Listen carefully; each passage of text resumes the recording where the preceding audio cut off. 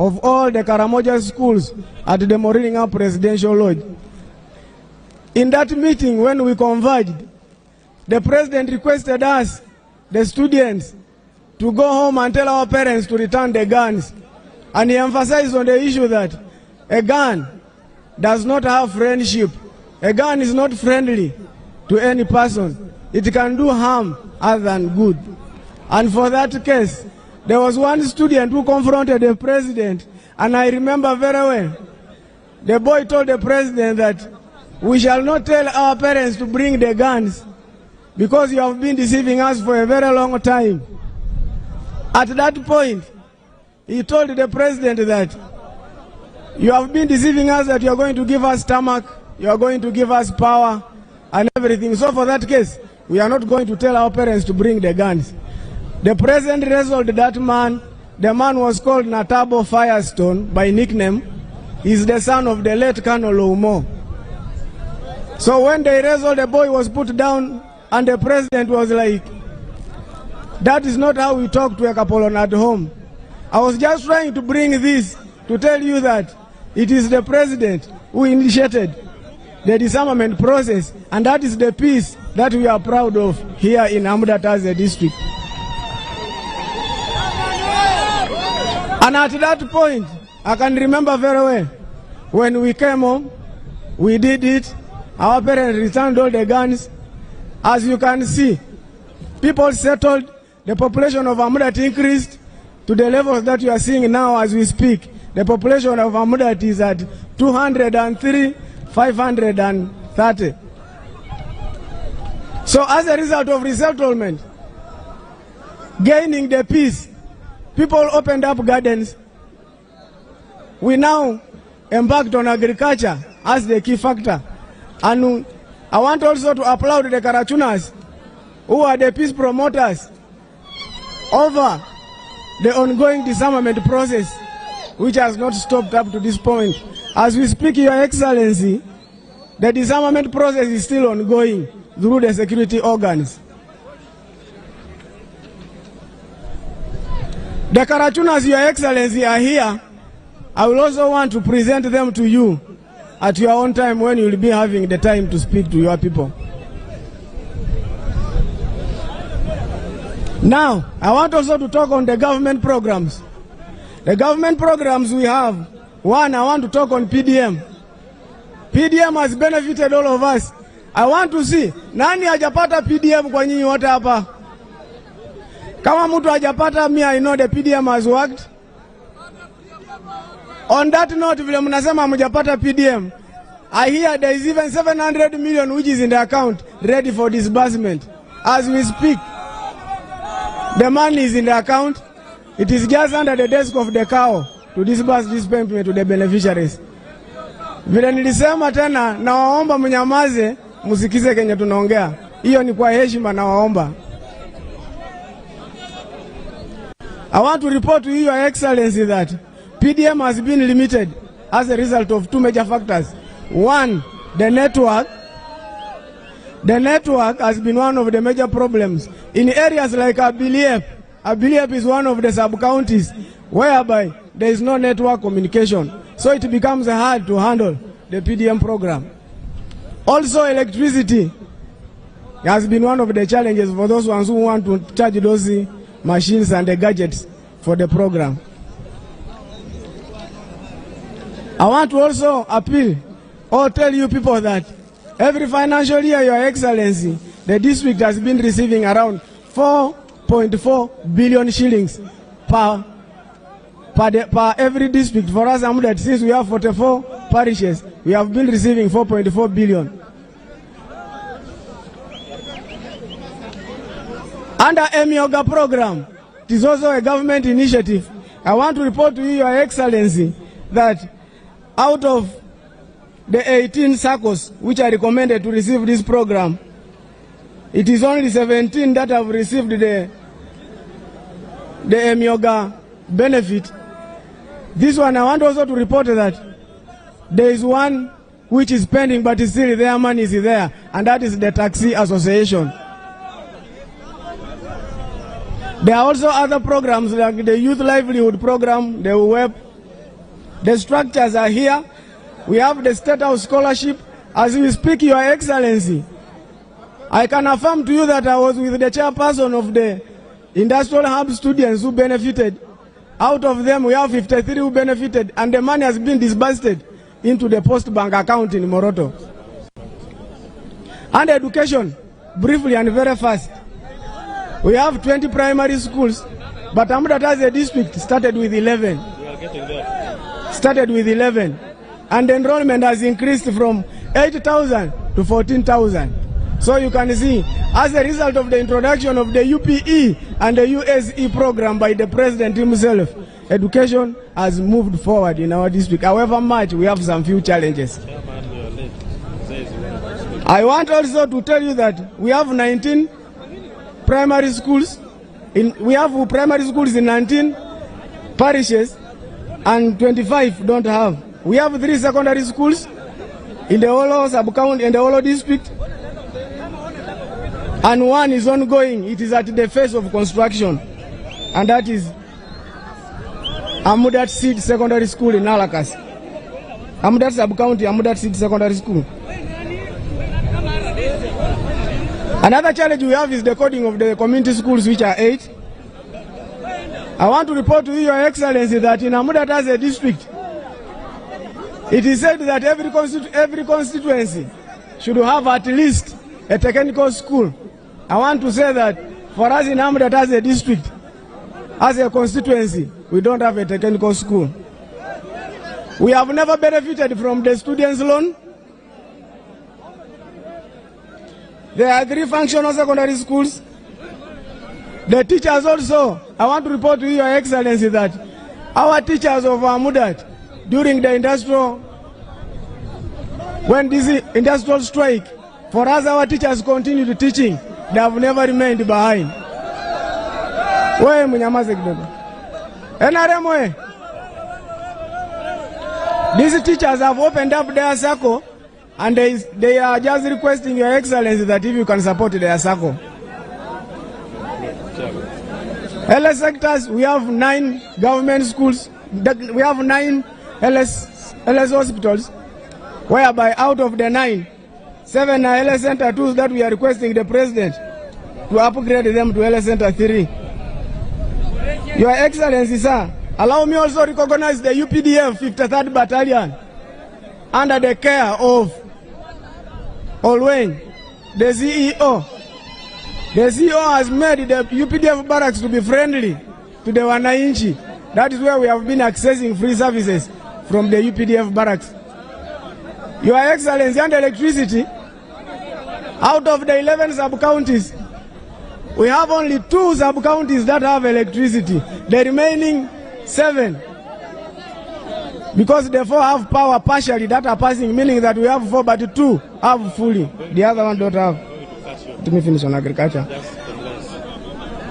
Water for production, we have Kaichom Dam, we have Nakonyen, we have also Kosike, which is in a dilapidated state. The dam has stalled since it was, and the contractors are nowhere to be seen. They just left the project like that. And agriculture, Your Excellency, I know, agriculture is the real economy. Amudat is the leading producer of maize in the whole region. I was requesting, Your Excellency, that since Amudat is the leading producer of maize in the whole region, if you can accord us or help us with at least tractors to improve on the mechanization, since people have moved from the traditional system of agriculture to the mechanized one.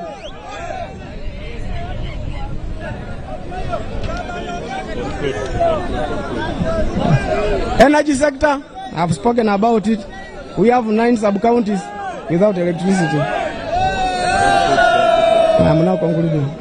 Your Excellency, when you came for the PDM visit to Amudat, there were 4 things that were put under your consideration. 1, the degazetting of Naporokocha Game Reserve. Here you find that, Your Excellency, the other side of Pian was degazetted, but this side of Upe County was not degazetted. So we ask you to see how you can help and act on it because of the animal-human conflict. The school bus, Your Excellency, was one of the pledges that we presented to you. I'm just trying to make a follow-up on Your Excellency on how you are going to help us, because we have as a moment as we speak. Your Excellency, I want to conclude, because the rest that have not spoken due to time, you can refer to the memo. But to conclude, I want Your Excellency to tell you that Amudat, NRM, I want to assure Your Excellency that Amudat, we don't have opposition. We just have that in-house problem. And for that case, we are assuring Your Excellency that we are going to vote you 100%, and we are requesting that if we give you 100%, we want you to come and celebrate with us here in Amudat. So, Your Excellency, I want to conclude by saying we are going to vote you 100%. NRM oye! Flag bearers oye! Museveni oye! Asante sana for God and my country. Thank you, Chairman. NRM oye! We know you're happy to receive the President, but relax. May I invite the Regional Vice Chairman in 2 minutes, then the Right Honorable Speaker will come and invite our President to address us. As he comes, we have been joined by Honorable Anyakun Esther, Minister of State for Labor and Industrial Relations. Mr. Chairman, in less than 2 minutes.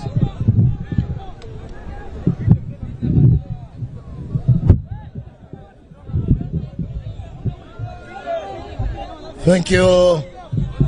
NRM oye! NRM oye! Museveni oye! Mama Janet oye! Amudat oye! Pokot oye! Sere nyawo mnaman. Your Excellency, the President of the Republic of Uganda, the NRM National Chairperson, NRM Presidential Candidate, Mama Janet, I want to take this opportunity on behalf of the people of Amudat to warmly welcome you to Amudat. Your Excellency, we want to say welcome back home. I'm happy to report to you that Amudat district is the bedrock of NRM in Karamoja. It is only Nabilatu that rivals Amudat in terms of giving you the votes. In 2021 general elections, Your Excellency, Amudat district was able to give you 97.5% of the votes. This was only second to Nabilatu, where we shall be tomorrow. Your Excellency, this just demonstrates that you are darling of the people of Amudat. You can already see even from the turn up by the people of Amudat to come and listen to you is so overwhelming. This is very good. We thank you, our beloved people of Amudat, for the unwavering support that you are continuing to give our candidate, our President, His Excellency Yoweri Museveni, and we appeal to you to continue giving such support so that we protect the gains together. Your Excellency, before you came, we the leaders of NRM at national, regional and district level highlighted most of the achievements of the government under your leadership to the wananchi. So therefore we are here to celebrate the achievements of NRM together with the people of Pokot, and also we shall be hearing the highlights of the achievements of NRM over the years, and then also the highlights of the manifesto of the NRM 2026 to 2031. Otherwise, Your Excellency, it seems Karamoja is unanimously endorsing you, because we have moved from Abim to Karenga to Kabong to continue yesterday in Moroto and now here. The message is the same. Every district is competing to push the percentage closer to 100%. And this one, the Karamojong are assuring you of this support. Your Excellency, this is just because of the peace.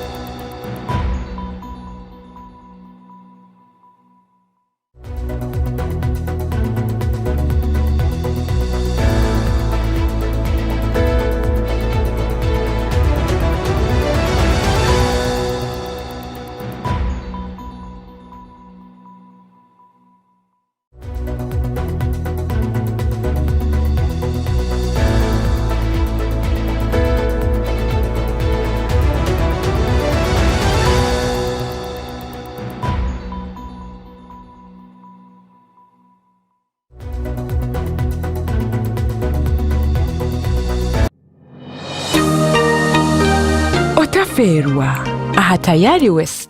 Ebyasho bwiro bwinji nibiretwa hari ebikuretwa kurwa mino hari ebikuretwa kushanga omuntu naturally taine ekikachere lino oshanga kakura erino lya primary ningashi erino lya abanze kumera ahantu shanga atarimera ki erino hato shanga haza echasha amweni bane bagira ngo mango nitugakura mu bandi ningashi ngo nitugiho mu mpuno well hari ebinte bimwe bikorwa mu nyamishwa tukabikosa hamantu konka tigari mino dencha yo nono gijura bridge nota kujura hari mebe bya najura na teka yabura bridge te kuza kubura bridge nene rya buri imere hariho ngo naninza kurya kikijo natina inga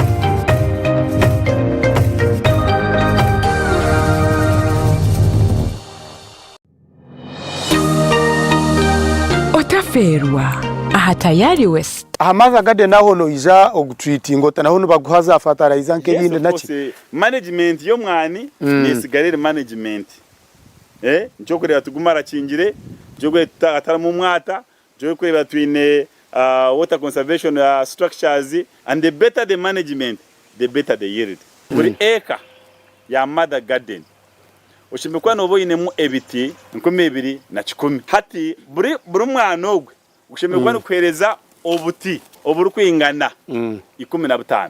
Yes mbwenu waza kushanga ohingire mother garden AKM wabanoguza seedlings noza kushanga ngo omu AKM uyamu miliyoni nka 9 nemo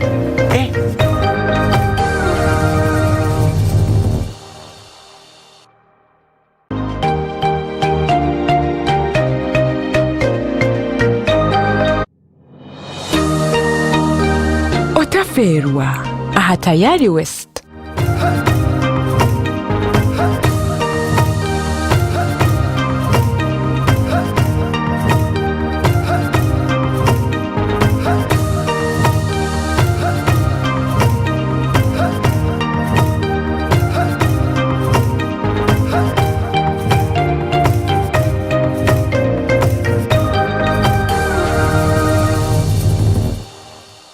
This is 104.5 Panyachigez FM. We are your #1 favorite station.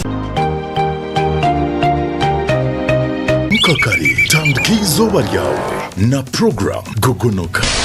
Right, ganina katanya zitano Panyachigez FM tanjiro kwakira kana no kutanje mu program eji ya Gogonoka. Alright, abatwetegura kuzakora imirimo itari imwe n'imwe abahinjo rino yitegura kuzo musirwawe oriyo wa boda oriyo yitegura kuzakuvuga okubasa ko bano isi yaohereza abantu umurimo gono gorukora no kwendeza ibintu byonga no kugira ngo gono kwenda nuro rwo mutanda obase kuba noza gukora kose bagira ngo bafana agenda amakuru tukamugaya nabwo tugezereke mu sakono gicu wayikorera muri akasheshe no mabinji nagendare mu kugici yakora amerwa biyona urayajya tentasi kabura atakasindi kakabura ndandika kwetombita kandi kimwe kwetombita tukuruma cyangwa munonga generation yite turimo yo runyetanyete n'ibindi byona nibashoje ndimi no kubwa 10 nyaboneka bakuireze because baguma mu kositabi nabwo turakure jebare iwo wimukire kandi niwo takiye mu cyentwe cyangwa rwo mu kitanda bazamura mu gwawe uze kuchapa kazi na bidii mukakari tandika izuba ryawe na program Gogonoka igani n'akatonyezi 5 rukunde gumeho.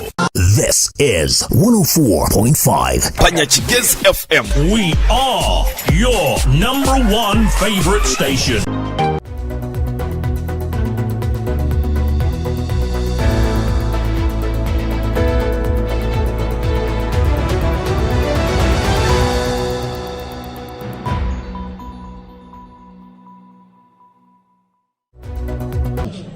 Paisha kwa pipa Amudat.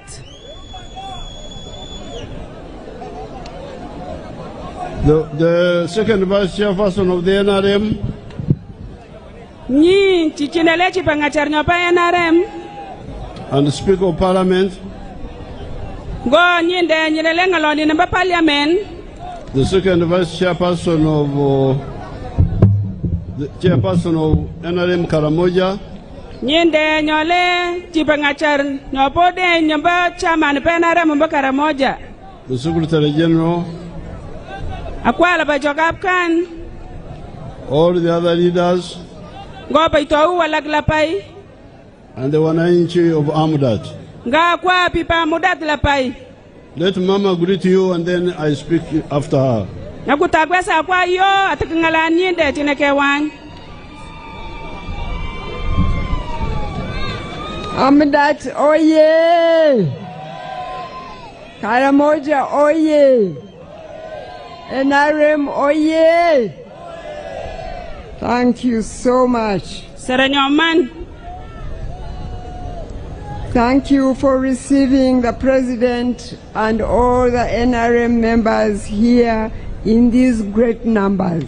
Serenyoman nambolo kapkana kwa tag President go pitla paijope NRM apkana kwa kutwanyo.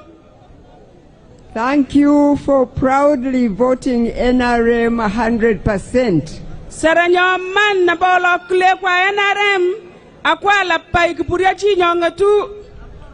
And we celebrate Amudat in particular and Karamoja in general for that vote. Kingaraki necha pipa Amudat go pipa Karamoja lapai otineketo mukalano nyombolo kule kwa NRM people lapai. Therefore I trust that even this time you will make sure that Amudat will vote 100% for the President and 100% for the whole lineup of leaders of NRM. Klenyona atomba paroinete pakulanete somejalo pro NRM lenyae apurpika chila paijini miteno chama NRM. NRM government is your government. Paita nepe NRM ke paita itangwa. It has worked so hard to make sure Karamoja becomes peaceful like any other part of Uganda. Ombolo ki keseng paita pe NRM keswala mite nogora Karamoja kalia amba Uganda lapai. So please make it your responsibility to make sure that everybody will vote so that we protect our gains in this country and take a qualitative leap for the whole of Uganda, including Karamoja. Klenyona, ambakula mikungunai, apkana kula chairman pa NRM lapai, akitikeri pangale chakarama kikuisha, akitikepe parak amba Uganda ngongala kiletat.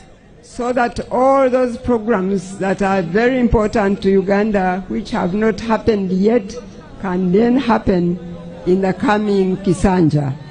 Klenyon tumale nyu ngal jokarama joka kuisha ngocho tamanye kuisha komo kuisha tenaga klo kwa paita inete omba paroin ragmi gebetay. God bless Amudat. Nyagusayan tarorat kora Amudat. Thank you so much. Saranyoman.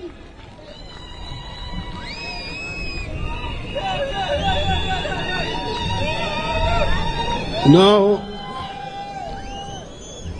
if you want to know that miracles are possible in Africa, you come to Karamoja and you come to Amudat. Kumwala atau imakenyin ketuna la mitanganjinti na choi so tambakora picha tu aja. Ingon Karamoja teswena tanganjintin, ingon Karamoja teswena tanganjintin ne choni. And I thank God for making me somehow connected with that miracle. Oyokina tarora sara nyokeanan alikuwa anakonga nyosuyi tanganjintin ne choni. Before I talk about the contribution of the NRM in general,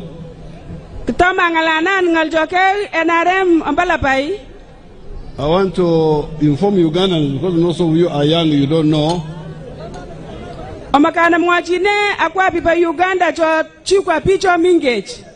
That we used to have a lot of bad planning for elections.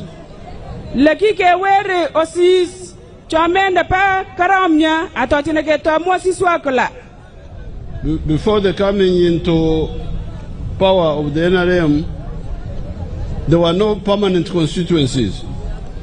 The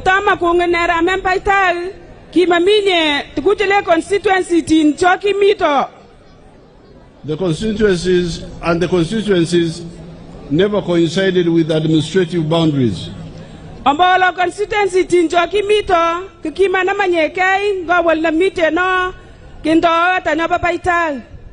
In the election of 1962-1980, they would just make ad hoc constituencies. Ombakula nyopa 1962 ngo nyopa 1982 kikupeta pakileke kulisi omba constituency ata walomele mutate. They would just get a sub-county from this county, take it there, maneuvering, doing what they call gerrymandering. That is to organize people. If they knew UPC was not strong here, they would bring a part where UPC was to suppress the local vote. Kimaminya walota tate waloki propi kuren. Kiro sakilosi swechonila ona walone nda chimi picho chang atolabake pich aketa toni atolabake mwala kake kulamba toni. So in 1989 amba mwaka 80 ngoja le 9 wanted to expand the NRC. Kikumaka ike kiye titonyile NRC. And I insisted that a constituency must be equal to a county.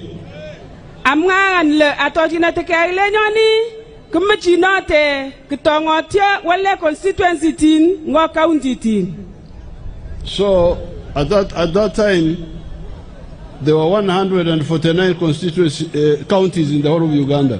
Ambatoni kimito county tin na chole pakalakonga gotamanu tangwan go chole mungangwan. And something called Upe was one of them. But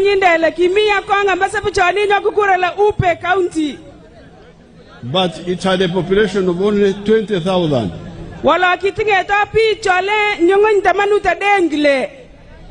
Some of the counties in the south, like Bukoto,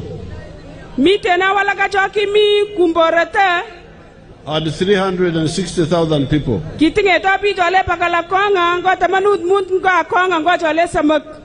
But we said no, I insisted that no, for now, let's start with the counties.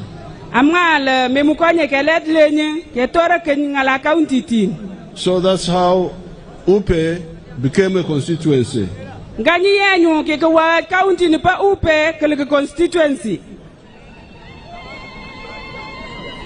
And I'm sure the old people here would know, I don't know where it was in the 1980 elections. Where was it? Muka mi pi wala kaya cho muka kungitela ambotele kanyi 1980 kimiona korani le upe. I don't think it was independent. Mola toni kitamanye kisikitia kachane. But the population was 20,000. Wala kile chane pi chole nyongwen tamanuta den. Then when it came to the issue of districts, atotina kitomangala districtin. The population was still small. Kita kemenang pat, kita kengarupika. But I said no. These people are Pokot. Wala mngale pichiyo Pokot pichi. Their language is different from Akaramojong. Akikuti ngwa sis ngonya Akaramojong.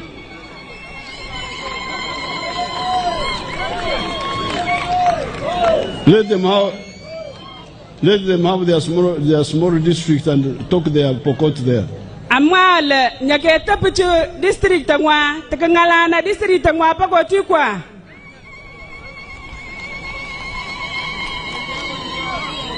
And that's how I also made their beams. Nenye nyoni wala ke ada pipa abim tekal. Because they are low, they don't speak Akaramojong. Ombola pipa luo chane mele ngalo na kuti Karamojong. So when I come here today and see that the population of Amudat now is 203,000. Angtual ke change pipa Amudat kala kanyangon pakala chole oden ko chole samaka angara kanyaman. I say that this is a miracle. Ganyina kamngale to imagasa unatanganjin yengona Amudat. And this is how we come now to, since you support NRM, if anybody asks you, why are you supporting NRM?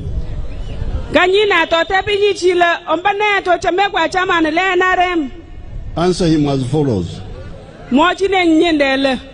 Tell him or her that in the manifesto of the NRM for 2026-2031, there are 7 contributions NRM has made to Uganda in the last 40 years.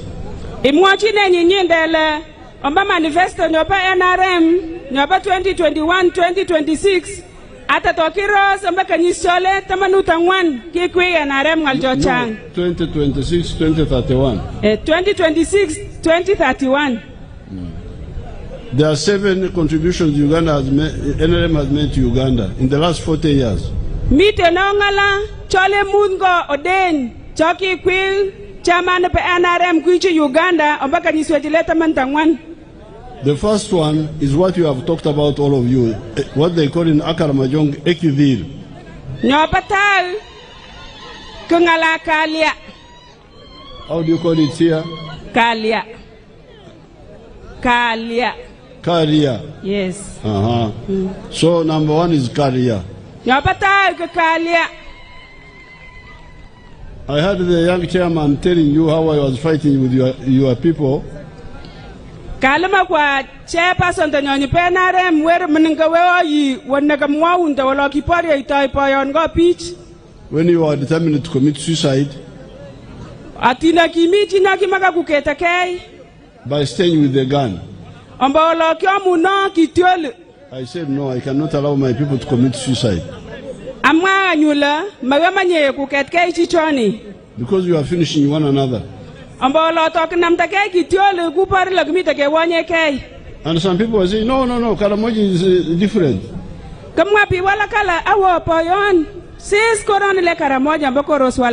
You can't remove guns in Karamoja unless you remove them from the Pokot of Kenya, unless you remove them from the Turkana, unless you remove the guns from the Topoth of Sudan, unless you remove them from the reindeer of Ethiopia, unless you remove them from the Somalis. I said I'm not here to disarm Africa. I am here to disarm my people. Nenda kimwa wana pila memukenye president techenga pipa Karamoja kitiolin takatakala tokichenga pipa Kenya kitiolin kechenga chapa Sudan kechenga chapa Somalia kechenga chapa Toposa kechenga chapa Samaltin ngokoro swe wala chochang wala kwa mwata chanele melo nguna chengo kitiolin koropi chotu wanyile East Africa wala mbita chengene kitiolin pika chanji pa Uganda. And they were saying that when the Karamojong stay with the guns and the Turkana stay with the guns, they balance terror, they kill each other, so they stabilize by killing each other. Kimwa ya si soni pichla, atina ke pusinyi pakot kitupiyango kitioli ne kwa. Akitinge Turkana chikwa kitioli ne. Pima kai pichoni, ompa wesha nyole nyingwa akumuka ikimangai. Ngo kitioli ne kwa akimiki yetekele nyoni. But then the question was, then why have a government? If that is the case, why have a government? Lenda tepele atotina lata nyona nyo. Katakalaka ache nyoba sojne. If the people are going to balance terror with terror from Turkana to Karamojong to Pokot, then what is the purpose of having the government of Kenya, government of Uganda? Why don't they go away?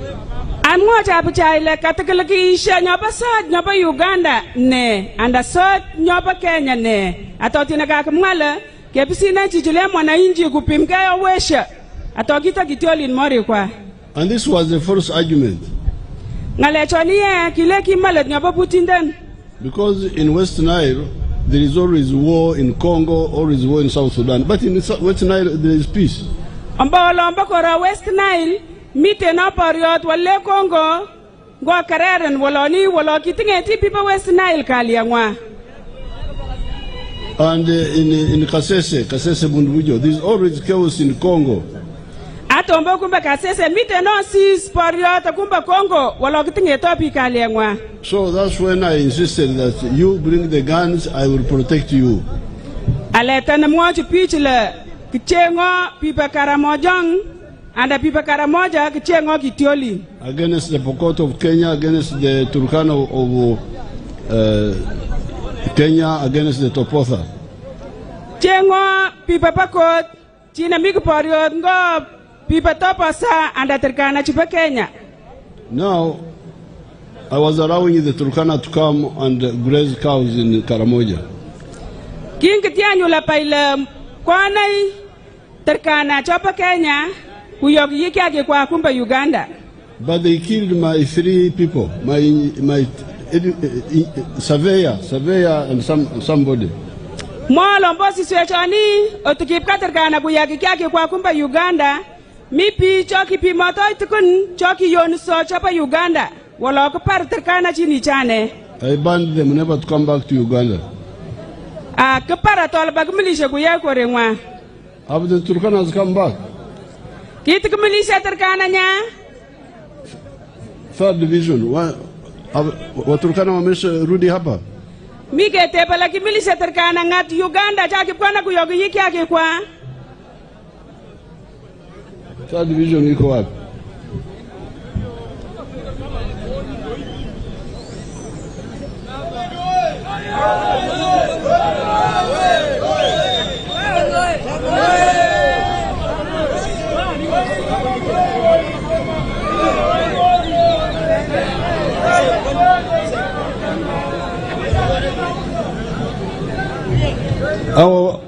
Hawa wafanyifujo wamerudi hapa.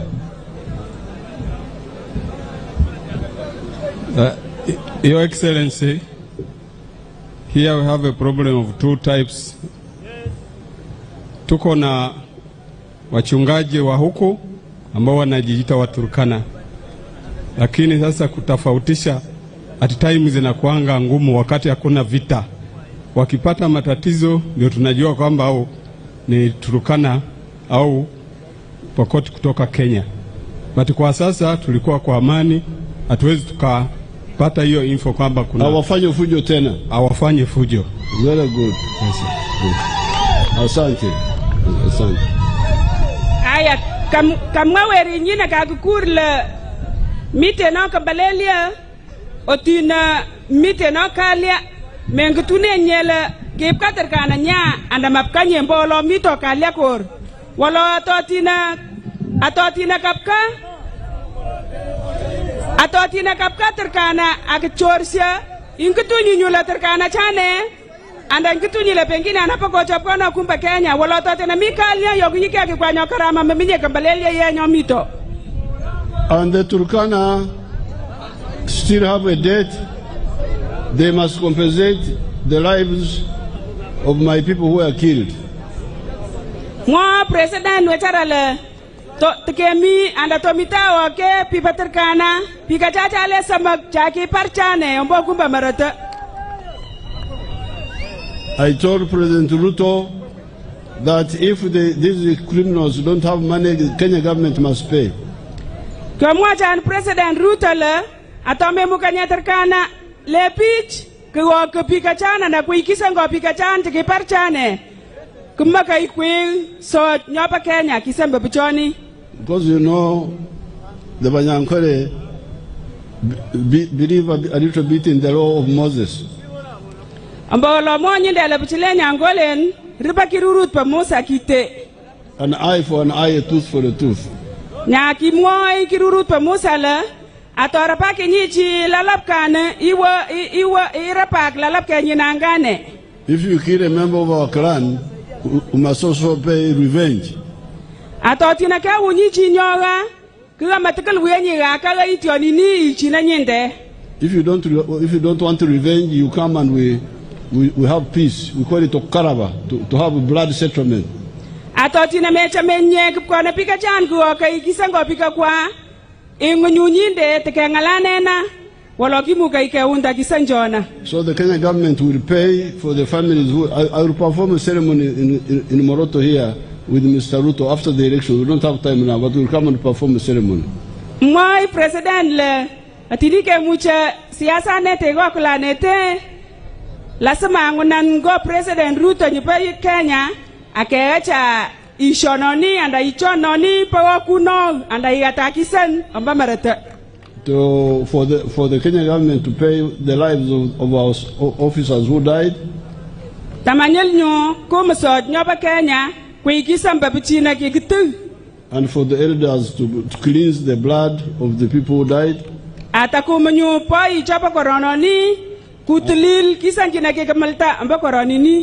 the bishops and the sheikhs will also come in and contribute.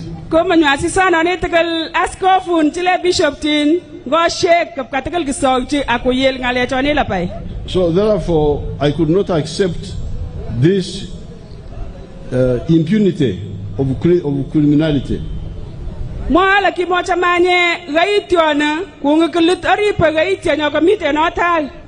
So now we have career. You say career? Yes. Me and you career ye. We have career now. Now after career, that's a contribution by the NRM.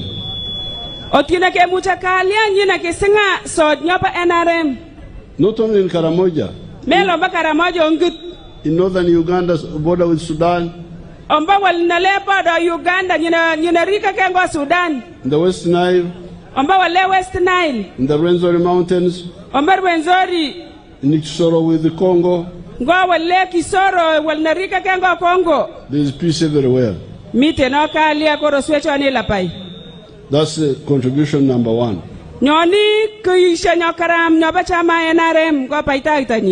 The second one is what they call in Akaramajong Actopol Aquap. Meaning maendeleo. How do you say it? Ngara ki letat.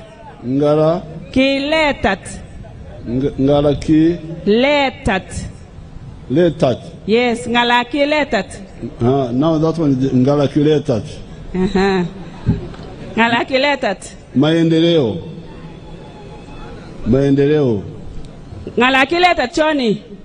In English we say development. Now this development has two parts. There is economic infrastructure.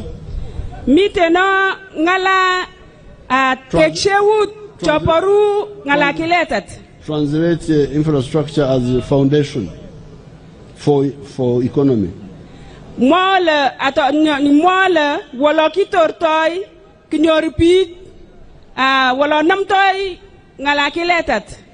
Now here you have the roads. You have the electricity. You You have the water for drinking and for production. Tingete kwa pa cho ye gai go cho ba pare ni kwa. You have the telephones. The telephones. O tingete kwa simun. Then you have the railway. The railway, Garmoshi. Kle kariamos go nya matam ne genyoruna. That is economic infrastructure. Choni ya nyo keteka nyo porunga la kile tatambakor. So here in Karamoja we can check. Amba Karamoja kimuka keswena. How far have we gone? Leki kepecha ta nyotia. The electricity is now there. Mbolo amba Karamoja mite no stima. The telephones are there. Mite no simuna. The road has arrived in Nakapiripirit and it is coming here next. We are going to tarmac this road here. Ki kutomo ngala barabara nyopa lam Nakapiripirit akmik mo president le kichololte uno kutomo Amudat tekel. With water, which is very important for Karamoja, I was looking here. Mite na pau choki ke betekel goro Karamoja. This is all a file about Amudat, this one here. Mo anyinde le palaltine jona samanai mo le pa Amudat nyama pa Amudat. But I could see that the borehole water is still very low in Amudat.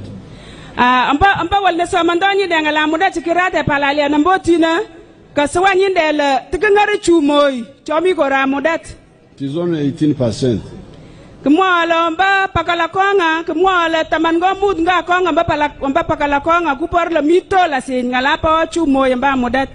The Minister of Karamoja must find out what is the problem. Maka yanyu bichina yonchini pa mba Karamoja kisaula nanyi nile kambalelia. Because in the other districts like Abim, Karenga, Kabong, much higher. Mba loto iro sanya Abim, iro sanya Karenga. Mite na parak mbangala chumoy chopa pa choye pitch. That is on the borehole water. Paraku pa chumoy chona.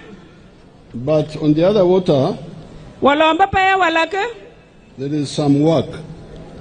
Mite na ngala damtin. There is one solar powered irrigation system completed at Katotin. Mite na dam nyoki kapal wala glenda Katotin. And you can see the Okota moving. You can see that house there. There is solar power there. Monyi dele suya ni la mipakot kuwatoy. Ambolo wani mite na chana ye kuwalni nyor chini pa chini. So we have power from Jinja, but also people are beginning to know that we can use the solar power. Here, you can see there. Paya cha mite no Jinja, akwa choke pa Jinja, kimu kwa ke paishe paya cha etakal kungarake pa koronete wala wala matam ne kungitu beach. But now there is irrigation at Katotin, powered by solar. Wala mbaye kiketa wale Katotin pa chopa solen. There are 12 very tanks constructed. Mite no chontile tangi tin jota ka pa chine geketech. And 2 wind-powered obstruction systems installed. I don't know what that's wind-powered. Yes, this is wind power. Mite no takal nyakle na green power cholio den chana kiketa wani. There is construction of Kosike Valley Dam. Mite no te katanyapa dam nyo mite no Kosike. 2.7 billion liters. Million din jole pakala den go jole mun go den. This was completed this year. Kiki wanyo ni kanyinete. Then there is Kichom Valley Dam. Mite no nyokle da Kichom Valley Dam. Kichom, yes, with a capacity of 1.8 billion. Tingeto million akonga go jole mun go samak. There is one large very tank solar powered irrigation system under somewhere they don't mention. Mite nanga ngat nyama mwaunye chile korenyi ni mito. Now what is also planned is Lowoyakur Dam. Which name is that? Lowoyakur. Mi nyoklenda Lowoyak. mong tanye to kalma kwa ngita kwa mong tunanya kai na lo kurtoy. With the small irrigation scheme of 20 acres. Klenda I chengai wonna ki ke tike paren cho kimuka ke kilometer jole tamante den. Now all these are part of economic infrastructure. Johnny la pai keteke ngala chini kmi ke te kai ngala kiletat. And with the roads, I have warned the Minister of Works. Mo la ko mo chan pi chona I ngala barabaren. And the Minister of Local Government. Go people search chopper search chini kasi search. I don't want to hear again of a road, a major road which is impassable. Mo la ko mo cha channel mo makanye akwa barabara nyome mukanye chitu kuwer. What are they doing? Why should it be impassable? Nanyi na iya barabara otinaka ke tume mukanye pikpe nyokaram. It may not be tarmac. Mukola mele lam barabara noni. But it must be motorable all the time. Wala gamate ke le barabara nyomuka imetekene chopa inen la paikpe. Like this road I came on when I came from where I landed. Lenye noya nyetenye kanguna ngatana kiwanja ndeke mpaka yetei. It is maram, but I can drive. It is farm. Mele palam wala tiniko wenan kosuya la kanger wani kikita. And with maram, the small stone is there. Akikita maram chomuka kwegi westa nyokaram. But the weakness, there is no drainage. Wala kambelele nyokosa wan mamenye walai muka kwipa choke ke chal machal yechi wala peo pa itomapka kunyar barabara. Minister Lokeris, why is there no drainage in that road there? Mike te pa Minister Lokeris lombane tmaminye cholu choke ke chal tukwipa pa atamema kunyar barabara. It is a deep road with deep banks, sides. Atoiro sanyi wanele kama su mite no la luatana and cholu choke chalpang. So when it rains, it's like a swimming pool. Water will stagnate there. Kuparunya na le totina karapana maminya olake ke chal kuipang kumoka kuipit maminya kepe barabara no ninyo karam. So Minister Lokeris asked those people, are you making a road or a swimming pool? Mike te pa Minister Lokeris le minye barabara nya and I minye wala kitambulopa. Why not put drainage? What is the problem? Nenyi na machola nyechi barabara kamas kumukuipal tumanyar barabara. So this game will stop. The one of road is impassable. It will stop. Monyi ndelo mwachi na npichiye barabara enle makai aga barabara keleke wala kupeste o wala mela wala kuwiro pa ile ata kuwiro ding mbalalwa. Now regarding the second category of infrastructure. Second category of career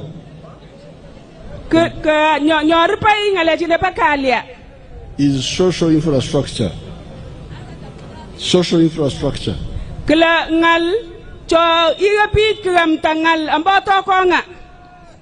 Meaning schools and health centers. Kuparunyani la school tin wala wemewa picho chang go secretaries wala wemewa picho chang. The chairman told you what was happening. Kamwa wakwa chairman atagesoma nai le nenyo mikwiyo. The plan is to have one primary school per parish and one secondary school per sub-county. Tatut ka tina pasad ke ombake la parish lasema kumite no school. And also to have one health center 3 per sub-county and a health center 4 per constituency and a district hospital. Kila ambanga la sekretal kumara kila sub-county kitingetanya kila nda health center 3 kila nyunyele health center 4 kumite no kinye chonga to denya nakata amba district. Now there are parishes which don't have primary schools here. They will get. There are parishes which don't have primary schools, government primary schools. Le wala ka maita tai ka ngala mite na parish tina jama tingja school tin. Because There are 27 government primary schools when the parishes are 44. Kitingeti parish tinjole tamanu tangwan ga ngwan wala mi school tina amba district pa Amudat la paichole tamanta den ngomud ngoden. The secondary schools are 2. Kila secondary school tin oden. But the sub-counties are 11. Kila sub-county tine chapa Amudat district tamango akonga. There is a seed school which is going on. Mite no seed school chako nuso nyok miketeke.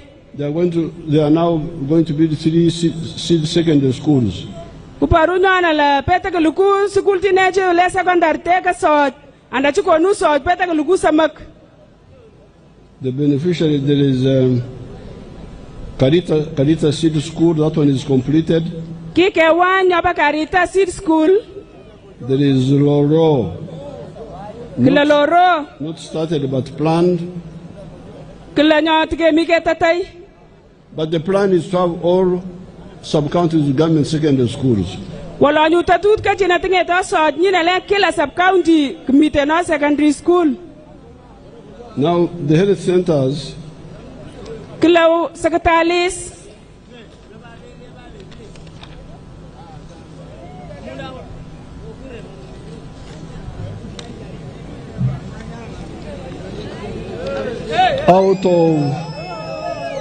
Out of 11 sub-counties in Amudat, Omba sub-county jinjole tamango akong omba Amudat.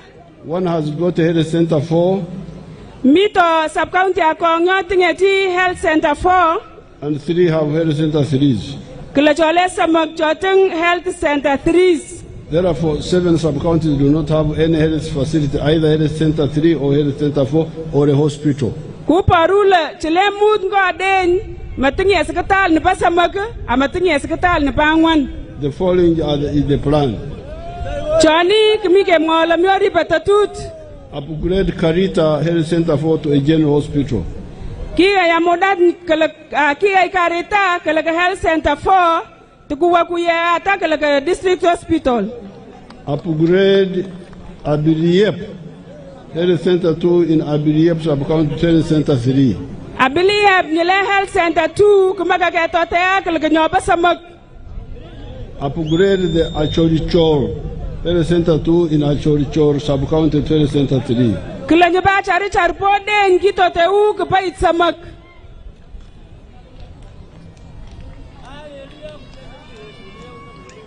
Upgrade Amudat Health Center 2 in Amudat Town Council Health Center 3. Kila nyoba Amudat Town Council kumike tote umba la pode kala nyoba samak. Upgrade Chapter Poyo Health Center 2 to in Rosidok sub-county Health Center 3. Kila nyoba Chapter Poyo nyomite no den kitote kala nyoba samak. Upgrade Localis Health Center 2 in Localis sub-county Health Center 3. Kila Locales nyomite no den kitote kala nyoba samak.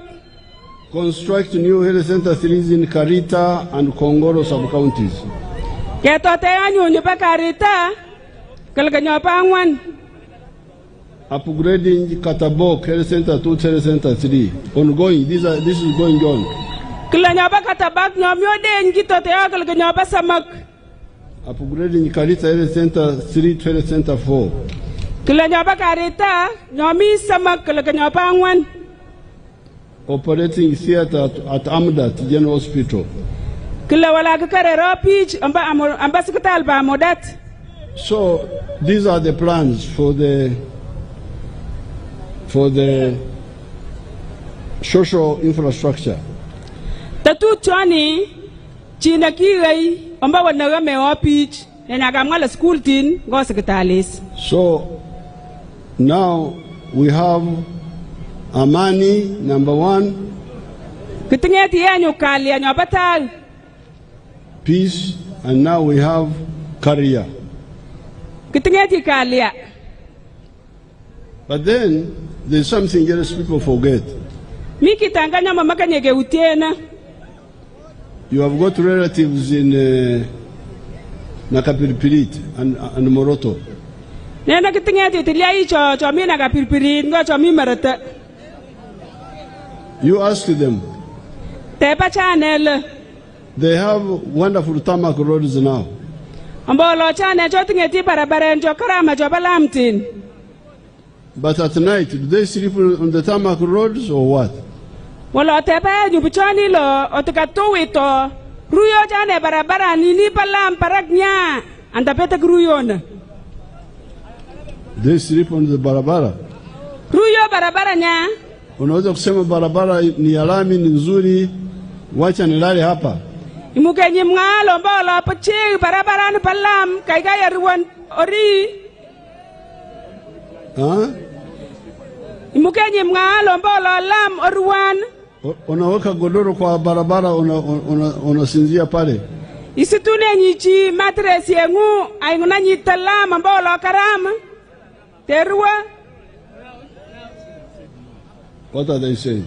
Amoya kwa le nenya kumikete kwa lo imukenji ngusuna na lam kongu ngusuna na matres kongu aiwenyi tangorje lam lombolo karam lam nyoruwan. No. Where do they sleep? Ewo. You are saying no, ewo.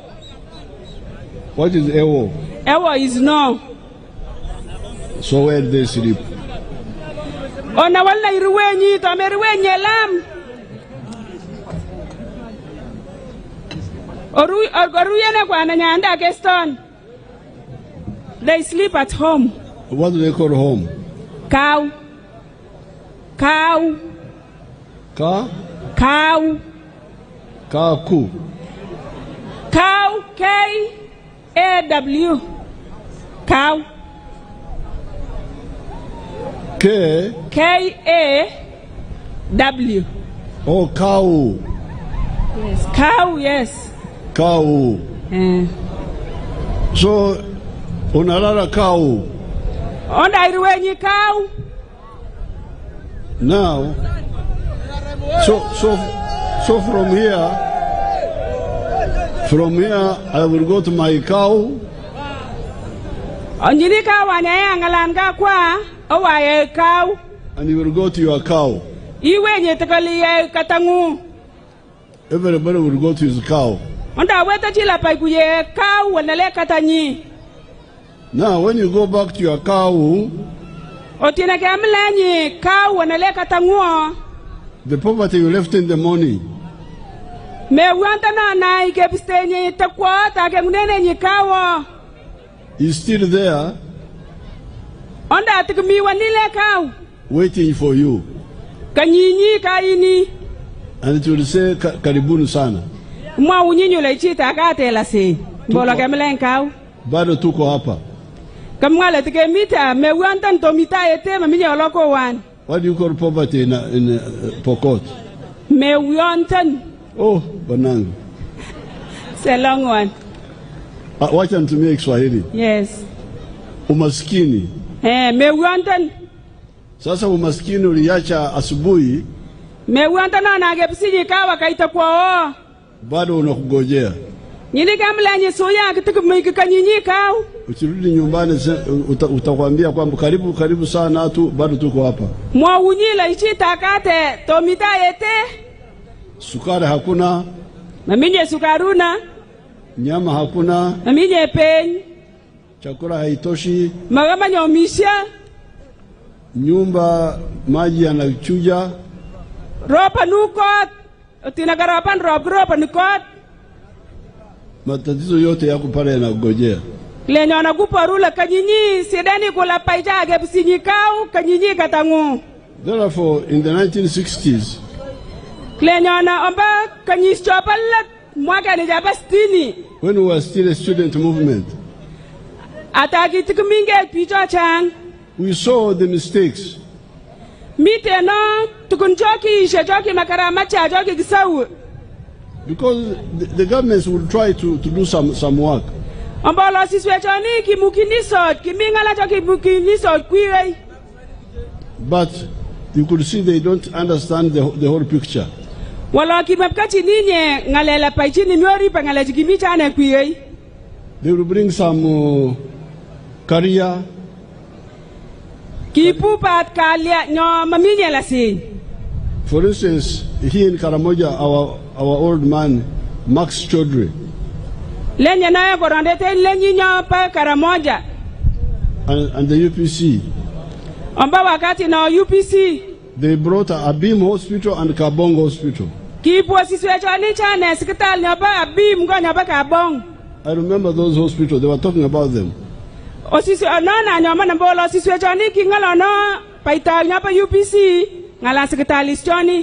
There were 22 in the whole of Uganda.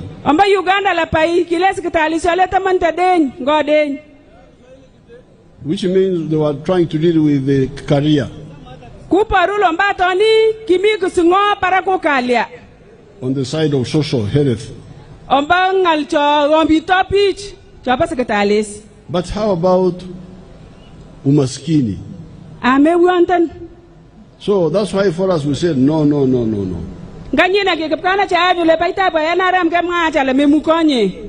when they would be talking, they would say development, maendeleo. But maendeleo ya jumla au ya benefis.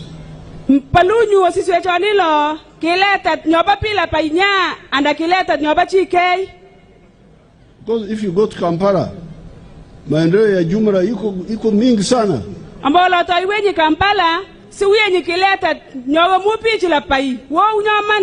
Tarmac roads, electricity, everything is there.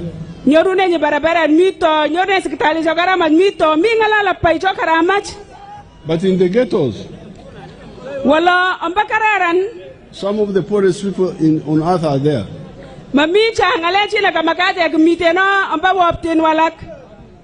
They don't even have food. They don't even have houses like you can stay in your Manyata, you don't pay rent. There they must pay rent.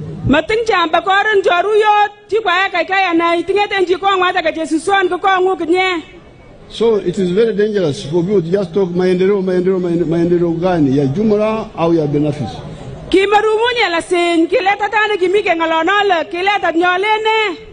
Ukisema maendeleo ya benefits, neno tunatumia ni utajiri.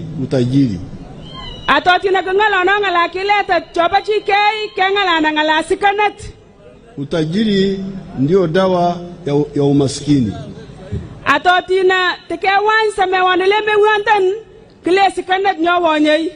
Kila boma lazima iwe na utajiri wake.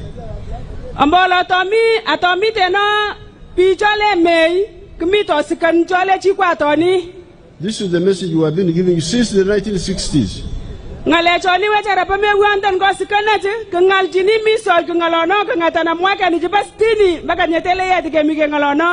I'm glad to hear the chairman here was saying that people here have woken up and have started using PDM to get utajiri wa kila boma,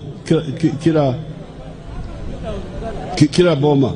Monyi dele kangarakana tagangalona chairman ya PNRM lagi paishe ke ston robie ni PDM kuichikai kenye mangot nyokaram sikanat atakombor nyomeneng ambarobie ni jini ba PDM. And for you are cattle keepers. Akwa makaya kwa lenyoni. I am a cattle keeper myself. Nyinte mwalo pagatich. And our parents were nomadic like you people.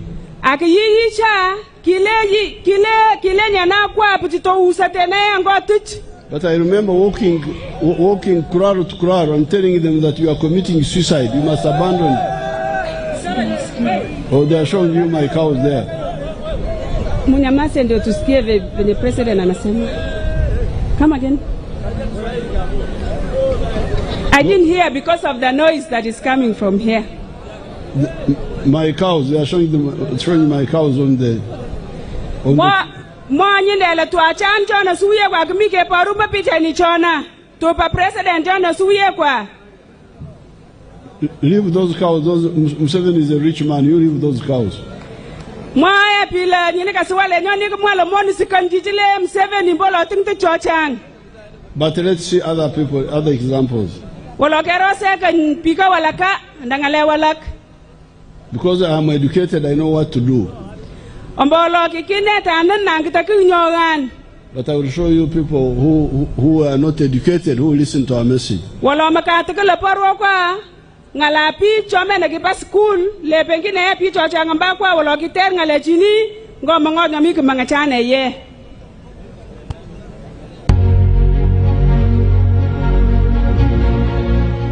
Amazina ninge George Matongo Wangoma Mungu muntu hano gwataka shozi nandi kutaha umurimo gwanje ndi murisa nteze mujya kureba nuko itandikira tatakanda gento bakubya talobo hagwashidana meirisa zakanya nagura amataka nyuse nazo zankorera kwenda zashubitiza abana bihereze natuzuru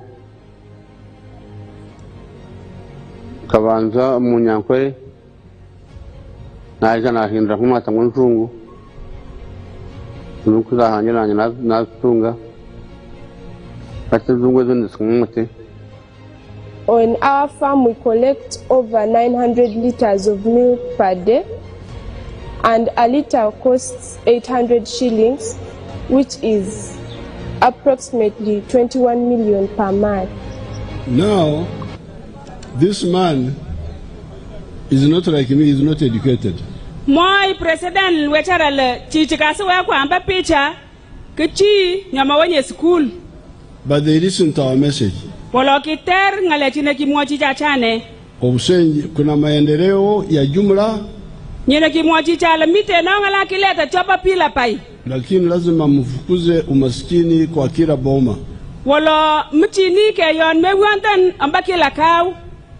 And when they listened to that, they started modern farming. Otina kiter ngale chine kimwachi cha chane. Kutor galo pai kya ka. Chokupa kya nyamita sunata. Keeping cows but in a modern way. Keri ke pa kya amba or nyopa ye nyamiki ngaro kutianda nyamita sunata. And you can see he's a rich man now. Na gosa uko achi chini la kile ke chini ale sikanyaman.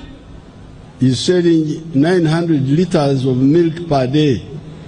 Alto nyinde lite njole pakalai munga ngwan amba kila paet. The price of milk is low there. Because there is a lot of milk. But they get 800 shillings per liter. But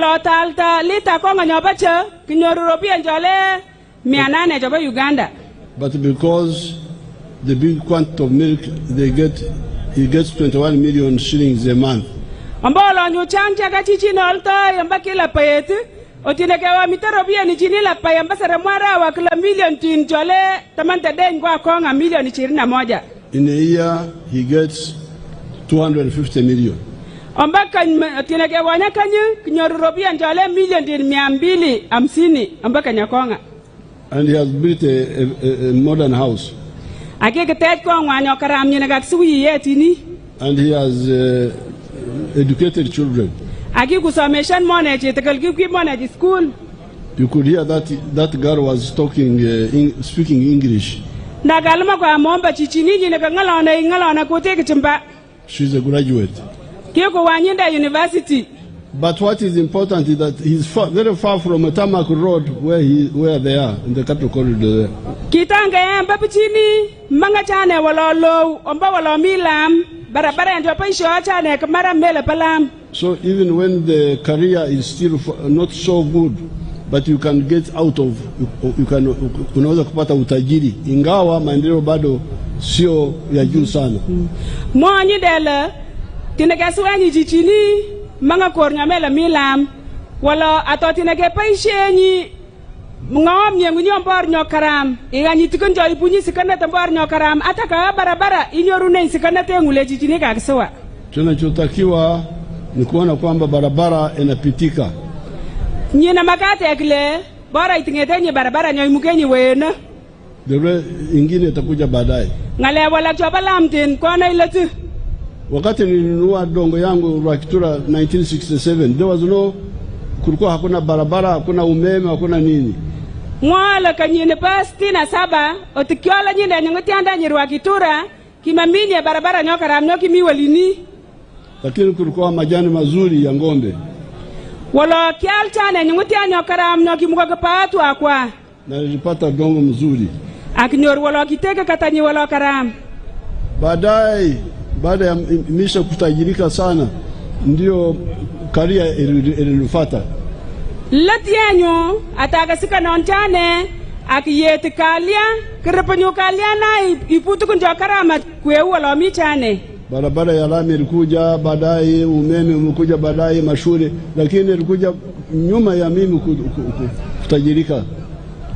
Kirapanyo ngalalamtin barabara ndio balamtin sekretali sikultin otine kiki sikana ntane bolo kipaishe sikana ngomnya ambor nyokaram. Now here in Karamoja, I'm very happy. I have seen some people who have picked like the man from Adima. I like that man so much.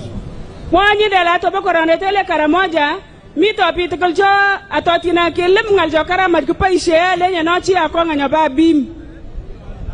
I am Mr. Korea Dick Ogira.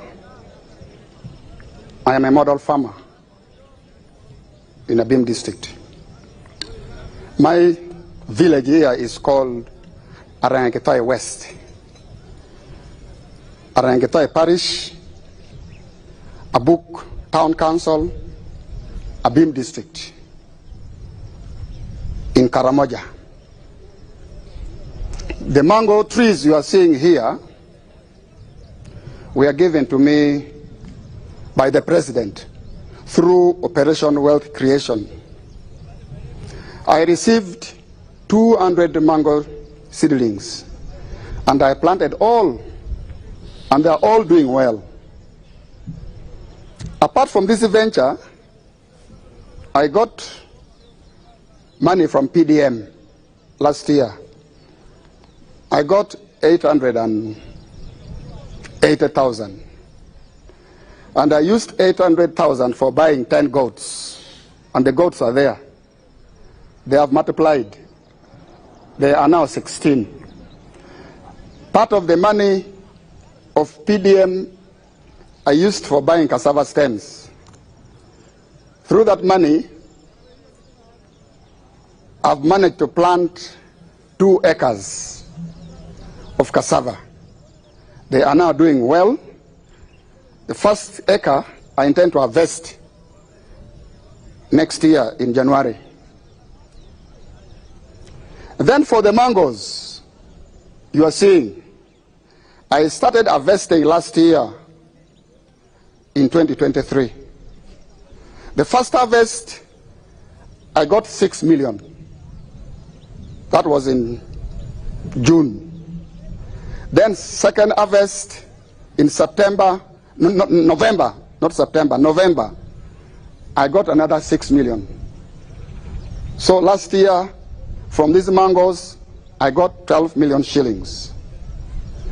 I've been selling to the people around. Actually, Soroti Fruit Factory has booked this mango. They want me to take these mangoes tomorrow, 2025, to the factory. Actually, I've been selling locally. I've been selling 1 at 500 shillings, 2 1,000, and people are buying. These mangoes are very good. The mangoes trees you are seeing here are giving me money, a lot of money. And I want to thank His Excellency, the President of the Republic of Uganda, Kaguta Museveni, for coming up with the idea of Operation Wealth Creation in the country. This is money. I am not going to suffer. My children will not suffer because of this wealth. I call it wealth now. I always harvest. I don't harvest mango. I harvest money, not mangoes. So I want to thank our president so much. And next year, if all goes well, I expect to get 18 million first harvest. And then second harvest, I also expect to get 18 million next year, 2025. So altogether, I expect to get 36 million shillings. And this money I will use for paying fees for my children. At the moment, I sleep in grass-thatched house because children are at school. The money I get, I use for paying fees. So if all goes well, I will use part of the money for constructing a nice house for my family and even paying fees for my children. Now that man is not in China. Kumola chichoni kaswe kwa mena mikoro pachale pipa China. Is not in Europe. Mela mikoro pichorelach. Is not in America. Mela mi America. Is here in Karamoja. Mite no koro netele nyinyo le koro Karamoja. Now, not yesterday, not tomorrow. Karamoja yanyu kumaka keneta ka ingale lata chi. So he has got out of poverty by listening to Operation Wealth Creation. Ki kungetu na chichini mewantan omangale chai ki yer soj or nyoki wasikanet ki yetu amba sapanwa pitch and omanga pitch. And the soil in Karamoja is very fertile. Taira sanyi korane tele nyale Karamoja kornya kwa nyoman. So when they say Karamoja is arid, it's not arid, it is just bad plants which are arid. Taira sanyi korane teji muka chika mngala kornye te nyale kamai kornya mapita nyeku olomela late no nyoni. It has got more rain than Israel. Israel produces a lot of agricultural products, but they don't have as much rain as Karamoja. Mikoroswa ye chotingeti sikana tabatikun chochang amelenda yamate lewalate na korona pa Karamoja Karamoja kisirkoroswa china walaka. Now you hear that he will be earning 36 million shillings per year from mangoes alone. Kamwa we chichini la amba kila rawa amba kila kansaramuka nyorunyi nderobia njale milioni 36 amba maembe nichi. Without talking about the goats and other things. Mangala ananye paraku nekachi mangala ananye paraku moge nichi nekatsuyi. And the cassava, what you heard him talking about. Gochi na le moge mangala ananye. But there are two other boys whom I saw when I was here. One was from Nakapiripirita. I want to see you to see him also. Kero second chitanga nyopa Nakapiripirit tekel ngale choki ile ninagaswa chibabim. And there was another boy near here. I want to see those two. Kala nyaki wanyinde kurasa ba jumbe. Show me Karamoja of when I was in PDM. This year actually.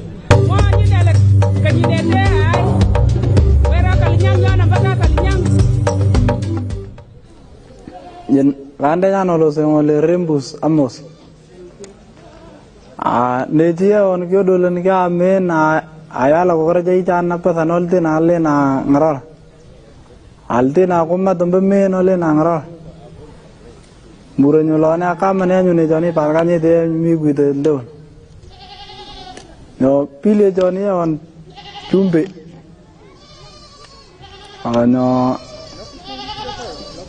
No ne jete je tini go nyo ra de bari model anana la ta sangara baat ko ke chir. Konyol ban bolo jete jo ko manan mo tileti jon go tinge ati lo ke rangam ti jo mami ngir mode. Ano tu kucha jo ni jo mi ta ko mane agle ke chir jon ka lo itang nal tana bale pana wer jon to kul.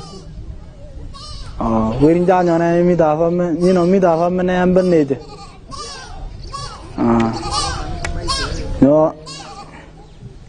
No tamo ne dalo urumi da ngol inga padgul lipane nane jedin kalang dini patawan kalara nambe men ko gereja yalang roding apa saja ni kiyot lipane na skul alte na gyolo pa karan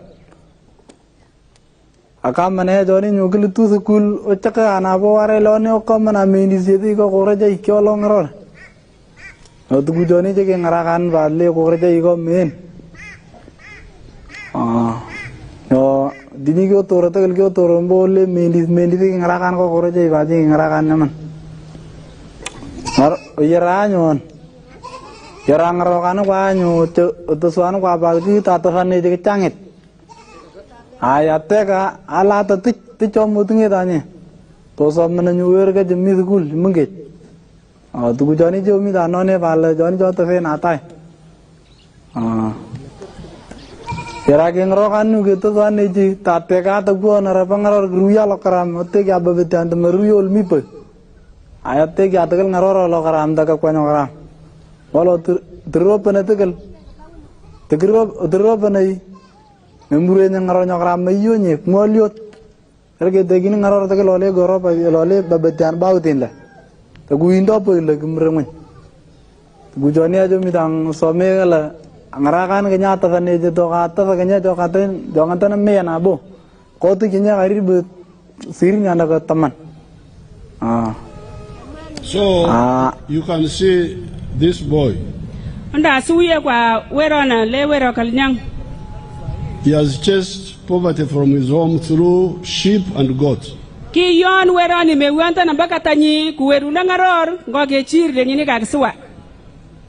Let's see another one. There's another one from Nakapiripirit. Kesuwe karasa weri anga nyabana Nakapiripirit.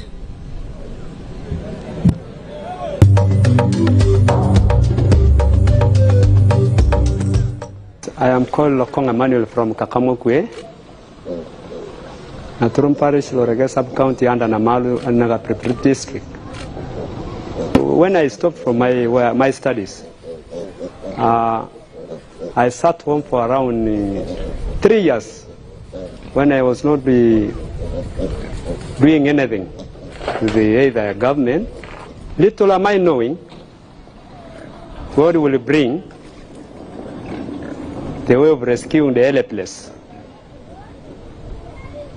When it reaches around 2020, a rumor of PDM came, and we were the first people to receive money from Nakapiripirit. I received $1 million. I rented 4 acres of land, and I was able to harvest 14 bags. Now from my harvest, I sat down, I see my left and right of myself. I just say God has given me this reward. I picked 10 bags. That's 1,000 kilograms. I took it to Sorot market. They bought a kilo at 1,700. Out of the number of bags I took there, I was able to get 1,700,000. When I came back, I have a friend of mine. He has not got, he's having wisdom, he's having knowledge concerning how to rear these things. Because he was once assisting someone from those ends of Kampala, rearing these pigs. He instructed me that you misusing money in other businesses. You introduce about the piggery project. And I bought 5 pigs, at 80 out of 1.7, which is equivalent to 400,000. I remained with 1.3, I picked 700,000 for buying the land. Now I remain with 600,000 out of 1.7. I remain with 600,000. Actually, I first topped it to my small business. I first used it for around 2 months, 3 months. Later on, now I will really, live when you are moving. Because of having no market in our place here, and all my pigs, they are 20 in number, because I have a target of accumulating these things, these pigs of mine. Because I saw my mother's land, my home here, has no house, which is either semi-permanent house or permanent house. That's why I was still struggling my possibilities of accumulating these pigs here. Up to that time, it reaches time for me to sell some. I build my house in the frontier for operating the business. We in Karamoja here, as we don't have customers, we have few customers actually, which always comes from the other ends of Kampala. I don't know whether brokers are the ones who are spoiling the price of this thing here. Someone from Kampala comes here, when you try to sell one, we are also hearing a rumor that these things in Kampala is over 800,000 plus. You could realize someone telling you this pig is being, I want to buy it either 300,000, 200, 250, and sometimes it becomes something difficult to me. When the number accumulates to the expected number I have, you know everything, you have a vision and mission. From reaching 100, you sell half of it, you will also see some change in your life. That's why really I'm also struggling and I'm finding the possibilities. If the government actually will also support me in various corners. Because these are the achievement of PDM. This is my achievement of PDM. If the museum has not brought even this money, I would have also remained gathering sand on the other side. Now you hear the story of that boy. He had dropped out of school. Then he got this 1 million of PDM. He hired land. Where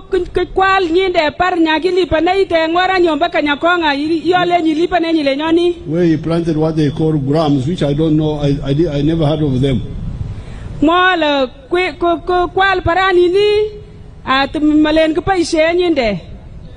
And when she harvested, he sold them in Soroti.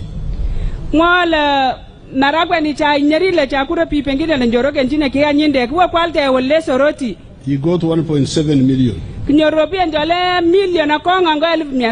So one who never had a million in his life, in a very short time was earning 1.7.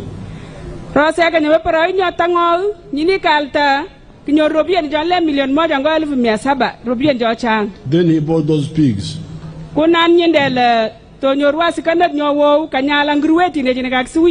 We have multiplied so much that he's now stuck with so many of them. And you hear he's saying that if he could get how to reach Kampala market,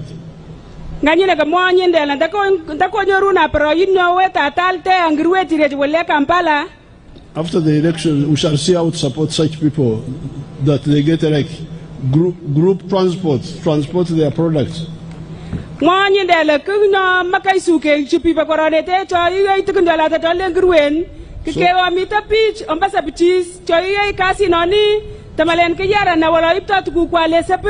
So that they are not cheated by middlemen.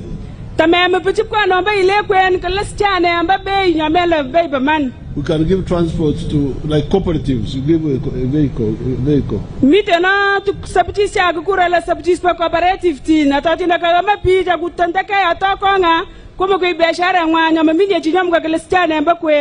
So this is the third contribution to Uganda.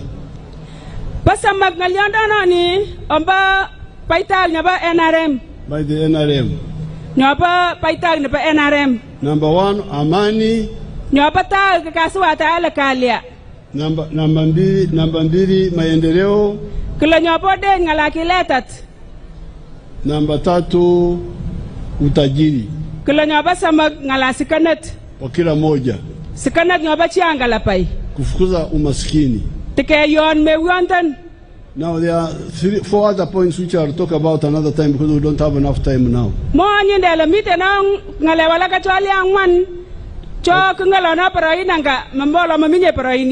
But they are all in the manifesto.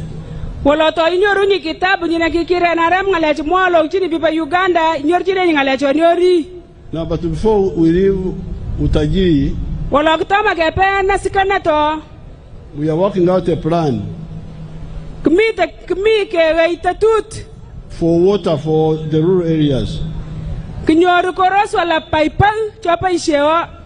Apart from the dams,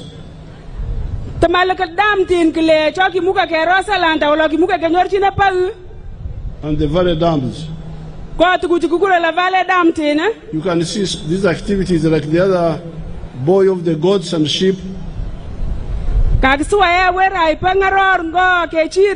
and the one of the pigs. They need water at each home.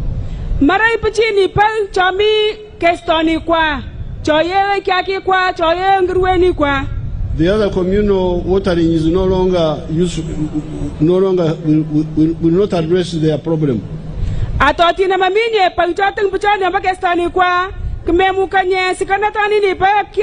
pangaror ngo ke chir ngo gruetin ku ngarakchane. So we are trying to analyze the cost-effective way of how to give individualized water for wealth creators. Ngani kumite cha le paita nyapa NRM kerosele ki ala net gnyor kila kau payachi chamuka kuyangala chi chapa kiletat. Yes, the dams are there, but also the individualized. Minye nyupa dam tinchi de papila pai wala karam kutingeto chi parambo tinele katanyi. In the Ankole area, we are no longer using those communal dams. Ombakore mwawale koronya ngolen magupaisha onye chane dam tine jipasa pichis jipapila pai jipakor la pai. If you come to Victoria, you will find that I have like 3 personal dams. Wasini chane kei pau ombake stani kwa wal na mangai pengine tokale picha le sama ombale kitinji na paisha chane. Because those animals don't want to go too far. When they go far, they bring disease. And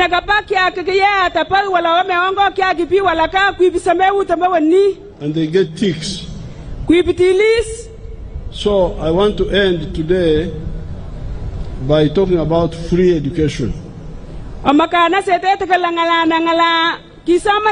Nyomeli pana nyechi upala mi wala mchini kumite na robiene choko nuyiye pengine te kuingala kileta nyokara mamba school tin. Now in all government schools now they pay money. Toiro sanyi yenyo ambako ronetele Uganda la pai kila school kile mana robiene. So that's how you hear like this boy here who dropped out of school.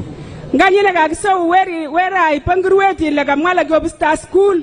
So when I saw that, I decided to demonstrate that it is possible to give free education. Kagan lenyini to parwa kwala kuskus nyoma na kumuko ke konikisama na nyoma minye gile panata. And I built a skilling hub per zone. Akinyoni kwa tinakakita pit ngomnya andap kachin ombako rosyo kwa wadnambanga chane. The one of Karamoji is in the other place. What do you call it? Which? The other district. Where? No, the district of the Bokora. Napak. It is in Napak. Monyi dela mite na school nyone tapit kachin nyabalo muka kapal tapit ku kwanda knam tapit ku kwa chali wa mari kwa hata memnye kulen go school tu kutamda walole parak. Now I don't know whether some of my graduates from there are here. Mong tanyele kmi chumwa choki samana school na pa napak nyale nye polytechnic mite na chumwa chomi yete. Are they here? They are there. Okay, come. They are there. Apkana lawel.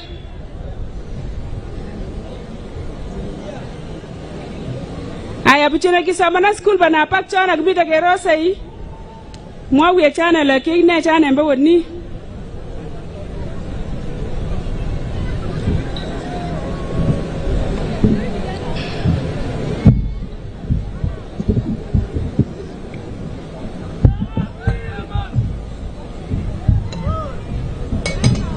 Hello. Just two of you, a boy and a girl.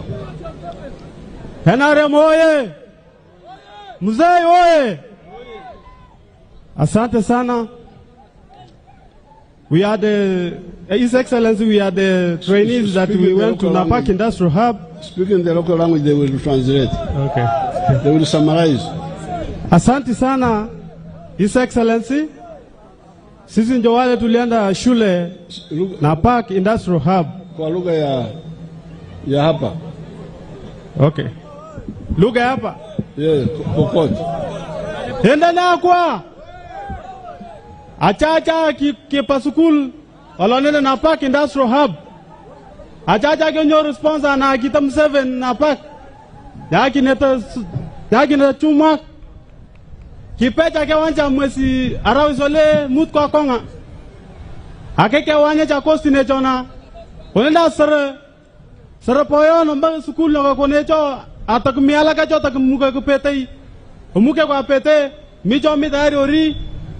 Anda wanya sukul mwaka npasi ya. So kaku kono poyon ay nataka kamite jana pa keke wanya cha kumonyindale. Okone kwa tukole tikincho omuke kwa tangara keke akinyo nabo kaki yono po 50 million mi account anja post bank olume kwa na kiki yono po 50 million mi account anja sai idere yake tore yenyu ke kasinyo lenyi kayon te japo yon atake ngaraka cha kore nyo popokot saranyoman. Okay, thank you mzee. Summarize my translator. The translator. Huh? No, the translator. Yeah. Okay.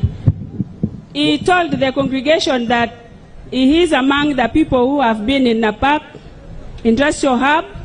They have finished, and he assured them of their money, 50 million that is in the account. What did he study?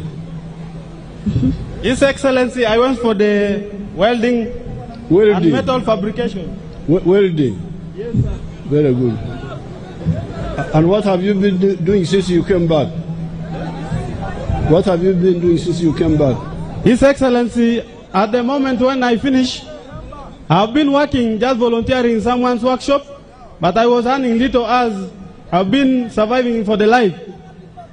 But next time, His Excellency, I'm promising you that in that 50 million, next year when you come here, you'll get something big, not the other 50 million again.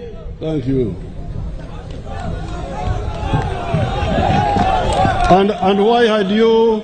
NRM Why had you... His Excellency Yoweri Kaguta Museveni woye. Mjukuu ngoja. Why had you dropped out of school? His Excellency, I started my secondary up to senior 4. I finished my senior 4 in 2002. And there, His Excellency, the money, I wanted to join for the cause, but I didn't have any money. Okay. Yes. So, I stayed like that for 2 years. Let's say the girl now. Yes. Thank you.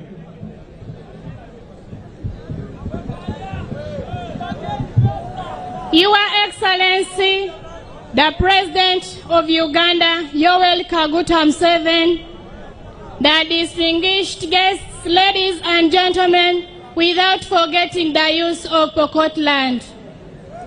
I'm by name Cheshari Edsa, one of the youths who went for the training course in Napaka District Industrial Hub. I studied up to senior 4, but my parents lacked the money to make me continue with my studies, so I stayed home. When we heard of this issue that they have opened up the hubs in the all regions of Uganda, I had to talk to my parents and we applied. I joined the hub and we went for the training of tailoring. When we finished the training, we had to graduate. I am a graduate, as you see me. Through His Excellency Yoweri Kaguta Museveni, who managed to help the youth in all the regions of Uganda. At least I can stand and speak in front of many people like this. I had a dream, and my dream has come to pass. The President of Uganda has helped the youth in all the regions. For sure, he has reduced safety, drinking of alcohol, and even death among the youth. Because the youth are busy on their workshops, at least earning a living. Right now, as I speak, he has put 50 million Uganda shillings in our account for the Youth Pokot Circle. Your Excellency Yoweri Kaguta Museveni, I am very happy for where you have brought me and where you have put me right now. I can now make a nice clothes and design. For the example of the clothes I have made, I had come with them here. Yes. I have here a dress and a shirt. Very good, very good, very good. And the money that the president has given us, the 50 million, I'm going to make sure I make good use of it and make better savings.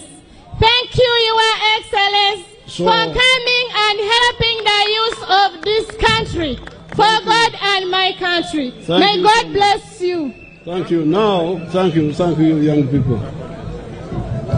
I can buy the dress. How much are you selling me the dress? Yes? How much are you selling me the dress?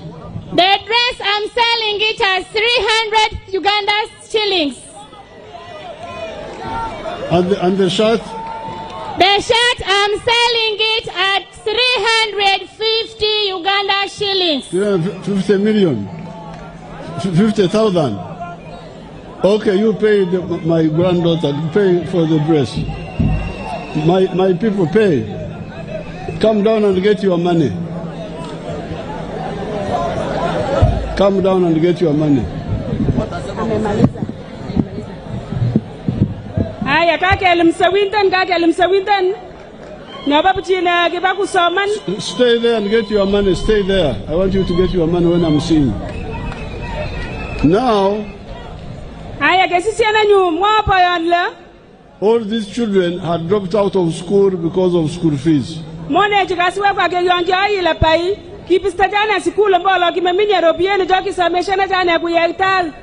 And in the coming government, I want to stop these school fees in government schools.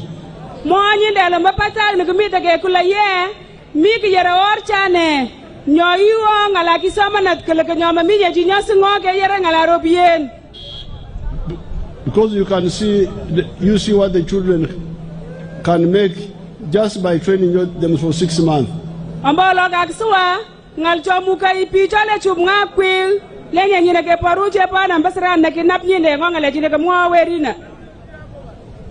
You watch there.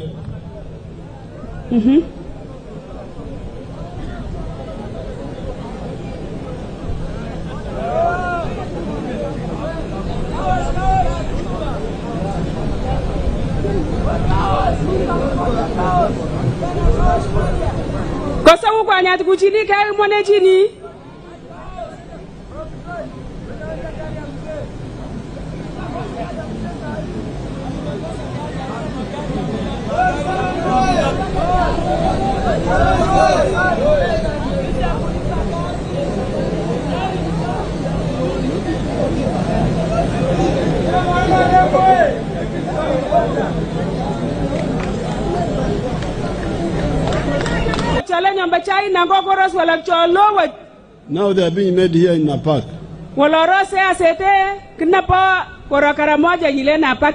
By children who have trained just for 6 months. And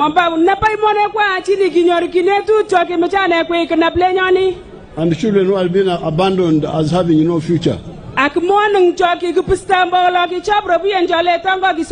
So this is very dangerous. I don't want to be part of such a system.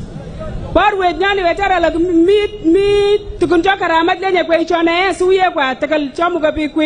it is like murder. To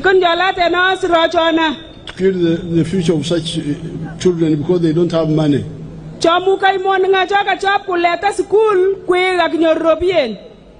The education we went through was commercialized education for the elite, for the few of us.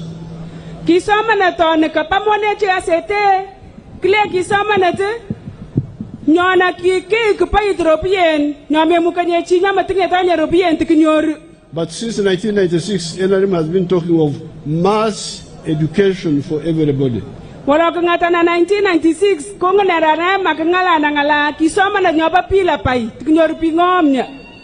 but we have never implemented it properly.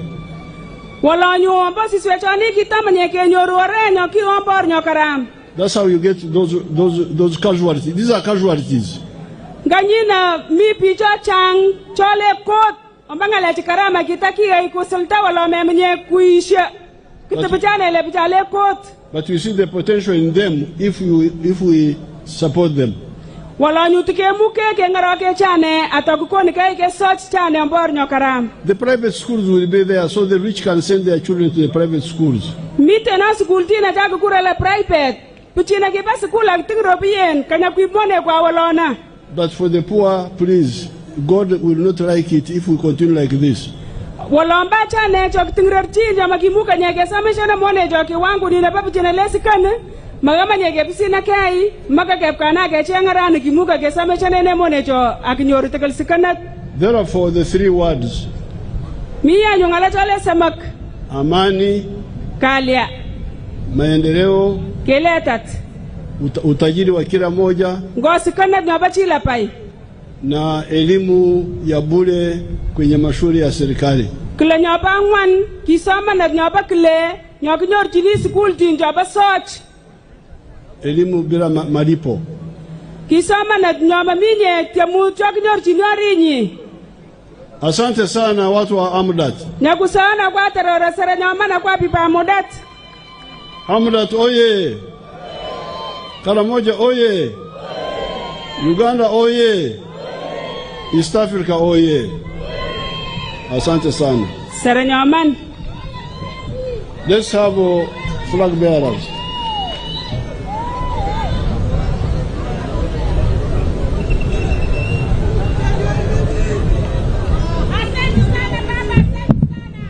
Thank you very much, Your Excellency. Naremoye.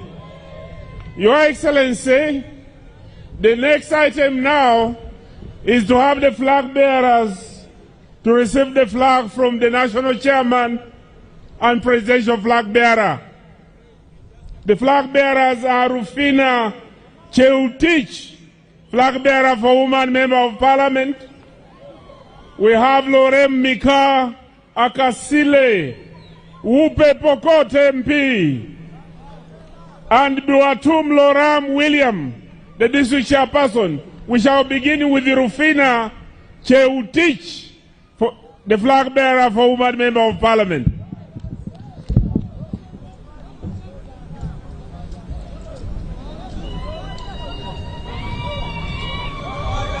NRM oye!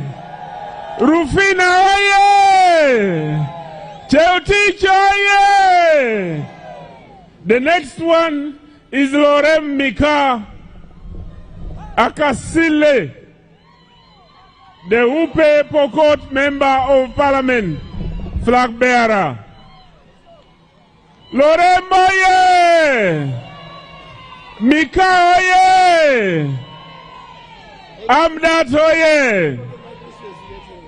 And the next one is Batum Loram William, the flag bearer for the district chairperson. Batum oye! Batum oye! And thereafter, there is going to be a photo opportunity with His Excellency the President and the National Chairman of NRM.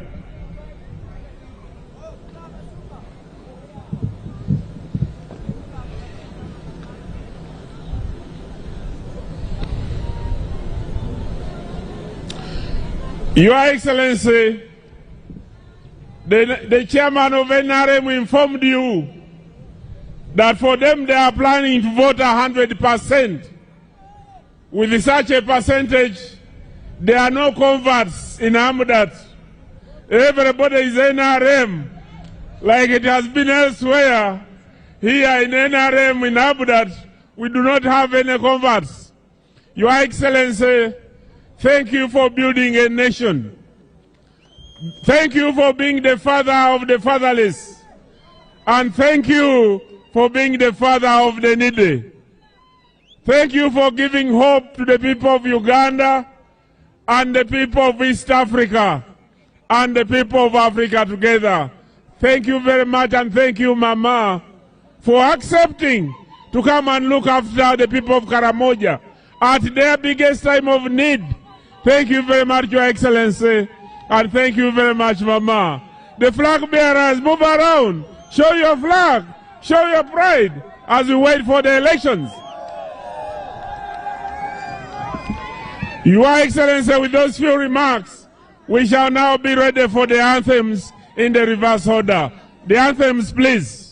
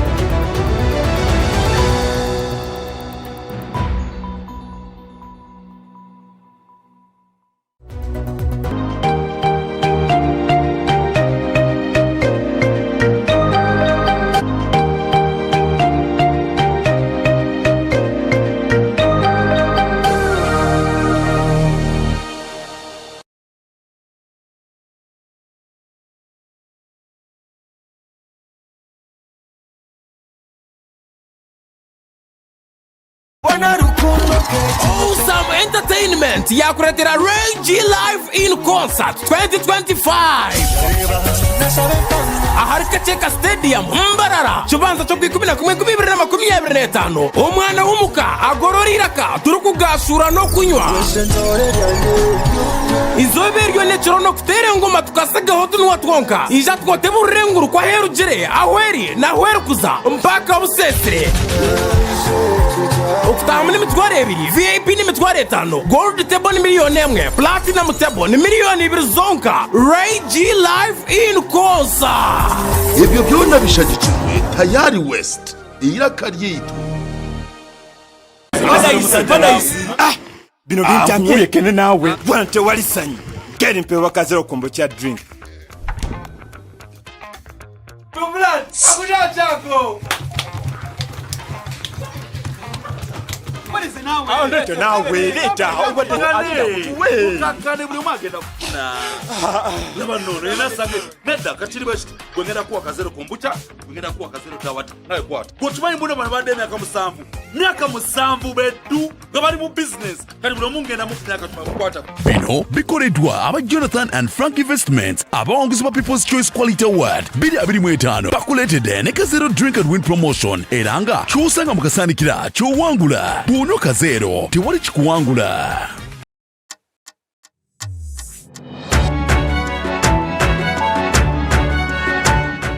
Tayari Westi irakaleeta omurungi akuturora tukutangirwa n'okusiima ab'okuturora ga butosa kasumi ka makuru aganyakuroho nka buli kironde ajuna pleasure alali agakiro kya hati kya kabiri Tuesday ebiro by'okwezi 28 ku 10 mwaka guno tugatandikira hamu nabo abalikwesimba abanyakwesimbira ntebe ezobwa president abakyagenda maiso n'okuserra akaruru ombicweke byembaganiza by'ihanga obu nabagenda nabasaba abasagiki babo akaruru kandi hamu n'okubagambira ebi barabakora baramara kubakoma habwa president obwihanga leno omukarura akarugenda kuterwa ero by'okwezi 15 kubanza omwaka ogurukwijo gw'2026 abanyakutandikira okuserra akaruru kiro kya hati no hali owekitebe kya NRM arumanyirwe nka president Yoweri Kaguta Museveni arugenda kusiba kiro kya hati district ya Amudat na serra akaruru kandi we Robert Kasibante nagenda kuba mbicweka ebyakayunga hamu na buyukwe Robert Kyagulanyi owekitebe kya National Unity Platform nagenda kuba district ya Alebetong hamu na Otuke kandi mugisha muntu o Alliance for National Transformation ali mu district ya Ntoroko hamu na Bundubujo Nandara Mafabi ali mu Omoro kandi we alikumanywa nka Mubaraka Mnyagwa wa Common Man's Party na siba mu district ya Kabale kandi Frank Abulira ali Tororo oteireho Elton Joseph Mabilizi alinyakuli mu district ya Busia kandi hamu na district ya Namayingo obuni bagenda maiso n'okuba nibasera akaruru mbicweka ebi ebyembaganiza na kiro kya nyencha nibagenda okuba mbasera akaruru kandi nambere baraba nka Tayari West tugenda okuba binu byona ntibikwichaho amakuru agandi agalinkago agebyokoma agakatebe akebyokomesa ka Electoral Commission omwebembezi wako Justice Simon byabakama kiro kyejo omukairirizi atangirire birukweikonyezebwa omukomesa bimanyirwe nka biometric machine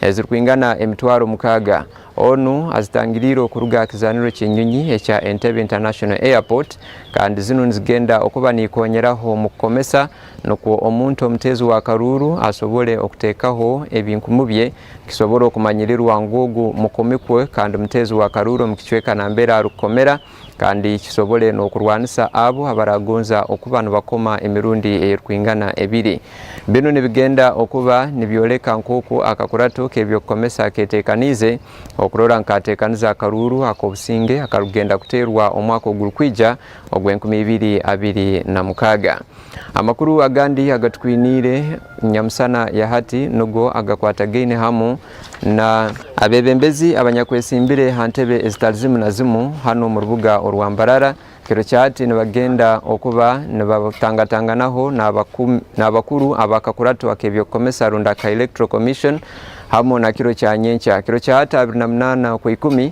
nibagenda kutandika hamu nabo abayisimbire esabite nyakwire hantebe y'obukurasi omurukurato rukuru ruihango kutandika na saa 8 za nyamusana kandi basobole okwinganiza nko kubaragenda maiso no kutera campaign zabo obu nibakwatagana n'abebyokwerinda nuko bamanyirengana na mbere omu haraba batasobora okutomerangana baraba bali okumbicweka na mbere barakuserura akaruru kandi bo abanyakwesimbire hantebe eyobwa meya hamuna ba site meyo teiro ba kansala nibagenda okubana batangatangana nabakakurato banukiro kya nyencha okuruga nyenchakara hamuna rwebajo kandi nakiro ekyakyakana nibagenda okutangatangana hamnabo ba kansala aba city abanyakwesimbire nabo basobole okutekaniza entekaniza zabo ezokuserra akaruru omubicweka na mbere barugenda okuba nibakuratira amakuru agandi nago agebyokomesa betaganya kuli aheru ihanga le Uganda nago agakwatagaine nokomebwa okwa Paul Biya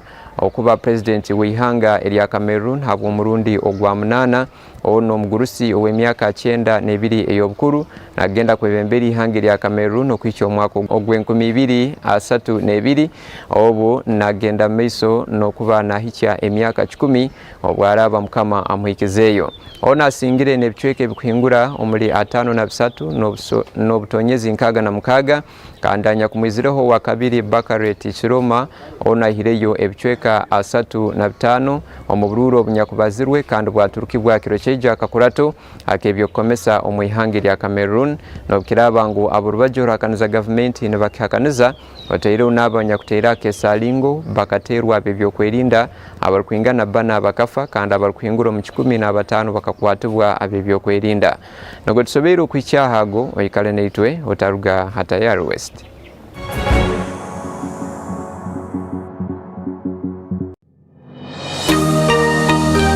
Otaferwa Hatayari West.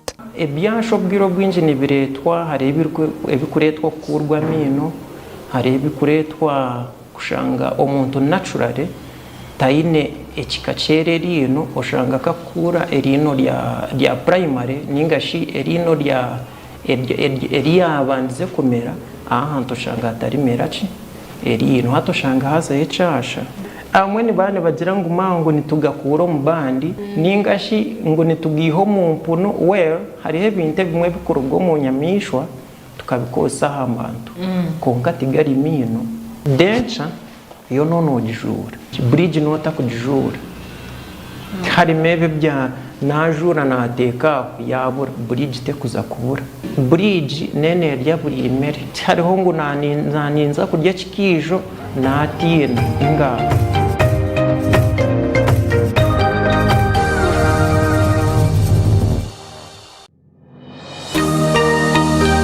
Otaferwa Hatayari West. Hamaza gade naho no iza ogutreatingo naho no baguhaza fertilizer nk'ibindi naki management yo mwani nisigarire management njo kureba tugumara kingire njo kweta atara mu mwata njo kureba twine water conservation structures and the better the management the better the yield buri eka ya mother garden ushimikwa nobo inemu ebiti 210 hati buri mwana ogwe ushimikwa no kwereza obuti oburu kwingana 15 yes mbwenu waza kushanga ohingire mother garden AKM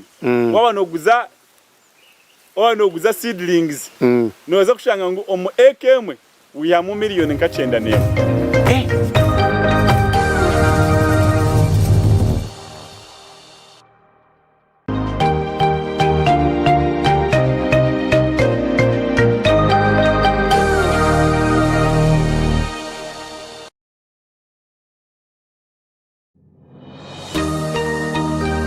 Echirukkurataho Hatayari West.